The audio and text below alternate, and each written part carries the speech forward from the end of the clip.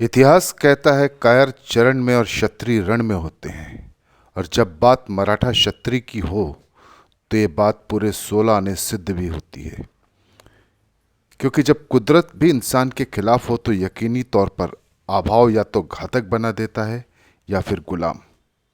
पर कुछ कौम ऐसी भी रही है जिन्होंने कुदरत की लिखी तहरीर को अपने खून से इतना गाढ़ा लिख दिया कि इतिहास के पन्ने बेशक पुराने हो चले हों, पर रक्त से लिखा चरित्र आज तक ज़हन में सिरहन पैदा करने के लिए काफ़ी है। जैसे राजस्थान के राजपूत और मराठा क्षत्रिय। ऐसे ही चरित्र के नेतृत्व में जब कोई अपना शौर्य प्रदर्शित कर जाए तो राज करने वाले के साथ उसका नाम भी ज़हन में चस्पा हो जाता है। ऐसे ही एक चरित्र जिसका पूरा नाम सरखेल कान्हाजी आंग्रे, मराठा नेवी का एडमिरल, जिसकी क्षमता मात्र 13 साल की आयु में शिवाजी महाराज ने परख ली और एक खलासी से वो एक नेवी के एडमिरल तक का सफ़र कर जाता है।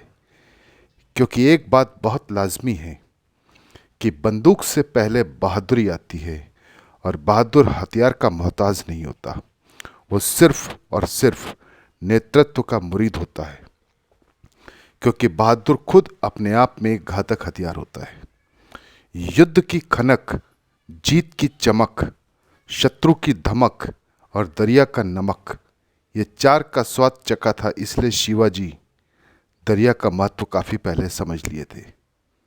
जिस कोंकण के इलाके में उन्होंने अपना प्रभुत्व स्थापित करना प्रारंभ किया था, वो भौगोलिक परिस्थिति को समझकर और समुद्र की महत्ता जानकर उन्होंने समुद्री बेड़े की स्थापना करने का निर्णय लिया। दरअसल एक जजीरे में अपना प्रभुत्व स्थापित नहीं कर पाने की कसक ने इस जहाजी बेड़े का निर्माण करने की उन्हें प्रेरणा दी।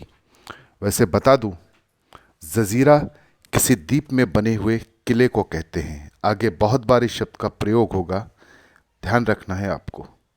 और इस तरह कोंकण के समुद्री तट रेखा का सटीक आकलन कर उन छोटे छोटे द्वीप में जजीरे का निर्माण करने की रणनीति पर काम प्रारंभ हुआ। क्योंकि उस समय समुद्री मार्ग से व्यापार विदेशी लोग निर्बाध रूप से कर रहे थे, उसे ध्यान में रखकर इसे किया गया। सन 1662 में महाराज ने वाड़ी के सावंतों पर चढ़ाई की और बहुत सा राज्य जीत लिया। और इसी दौरान महाराज से सामुद्रिक सरदार राम दलवी और नानाजी सावंत मिले, जिन्हें महाराज ने अपने वेड़े में जहाजी सेना का लड़ाऊ सूबेदार बना दिया। मालकन का सिंधुदुर्ग किला महाराज ने 1664-65 में बनाना प्रारंभ किया, जिसे जहाजी बेड़े का केंद्र बनाने का निर्णय वो बहुत पहले ले चुके थे। इसके अलावा कोलावा स्वर्ण दुर्ग के किले सुधरवा कर वहाँ जहाज बनाने का कार्य प्रारंभ कर चुके थे। और मराठों के जहाज तैयार होने के बाद 1664 से मराठों और विदेशियों में युद्ध प्रारंभ हो गए।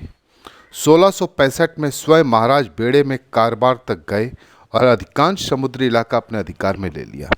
इस चढ़ाई में महाराज के पास 85 फर्गिटेस यानी 30 से 35 टन वजनी उच्च कोटि के जहाज थे, जो उस वक्त किसी विदेशियों के पास भी नहीं थे। 1670 में दमन के पास पुर्तगीज और मराठों के बीच लड़ाई हुई, जिसमें पुर्तगीज ने मराठों के कई जहाज छीन तो लिए पर अपना सबसे बड़ा जहाज खो दिया। 1679 में अपने समुद्री सेनापति दोलन खान के द्वारा खांडेरी द्वीप पर चढ़ाई कर उसे अपने अधिकार क्षेत्र में ले लिया। दरअसल महाराज का लक्ष्य बिल्कुल साफ था, कोंकण समुद्री तट पर पूर्ण अधिकार और आसपास के जजीरे पर कब्जा, जिससे व्यापार और समुद्र नियंत्रण संपूर्ण हो। सारे कोंकण पट्टी में अधिकार होने पर जहाजी बेड़े के सुबाइदी के लिए महाराज ने कोलावा, उंडेरी, अंजनवेल और प्रवृत्ति में किले बनवाए, जिसमें सिंधुदुर्ग किला मराठा जहाजी बेड़े का केंद्र था। मालवन के पास पद्मदुर्ग किला जहाज बनाने का कारखाना था। विजयदुर्ग और कोलाबा में लड़ने वाले जहाजों का गोला बारूद का भंडार था। और कोंकण से लेकर मुंबई तक के सागर किनारे रहने वाले आंग्रे, सावंत, कोली, भंडारी, ढोलप और कोल्हापुरी, इन सब व्यावसायिक खलासियों को अपने नौसेना के बेड़े में भर्ती किया, जो अपनी मजबूत कदकाठी और साहस के लिए प्रसिद्ध थे और अपनी मेहनत के परिणाम स्वरूप दिन पर दिन तरक्की पाते गए।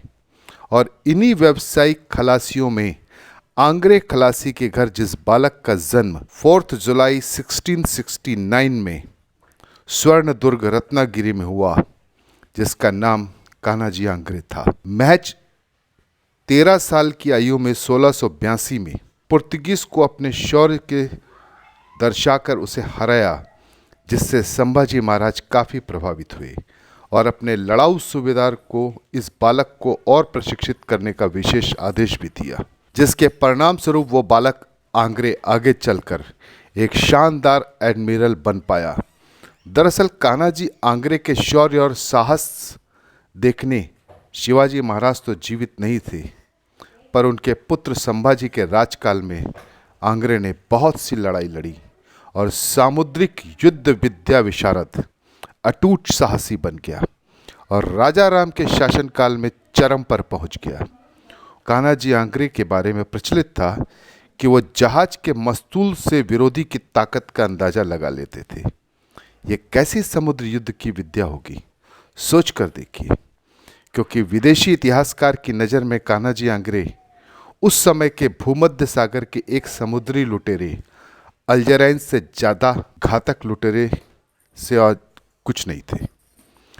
1660 से लेकर 1756 तक मराठों का समुद्री बेड़ा यूं तो आंग्रे सरदारों की सरपरस्ती में रहा।